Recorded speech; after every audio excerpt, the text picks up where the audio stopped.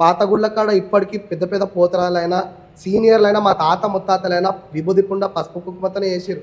అది చాలా హ్యాపీనెస్ అనిపిస్తుంది అన్న. కానీ నాకు కూడా మేకప్ వేసుకోవాలని ఏం లేదన్న.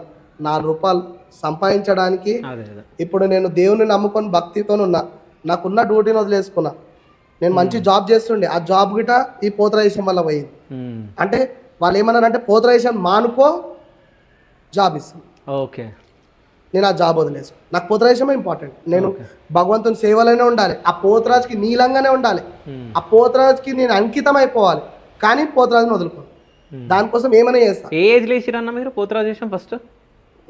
దాదాపు ఒక 14-16 ఉంటుంది. 14-16. ఈ పోతరాజేషన్ వేయడానికి ఏమన్నా ఏజ్ అవసరమా? అంటే ఈ ఏజ్లో వేస్తే ఏజ్ అంటే కొంచెం బెటర్ ఏజ్కి వచ్చి తెలివిగా మాట్లాడి హుషారుగా ఉన్న ఏజ్కి వేస్తే బాగుంటుంది. మనం చూస్తే చిన్న చిన్న పిల్లలు చిన్న చిన్న పిల్లలు అంటే తాత ముత్తాతల పిడితాతలు ఉంటే వాళ్ళ ఇంట్లో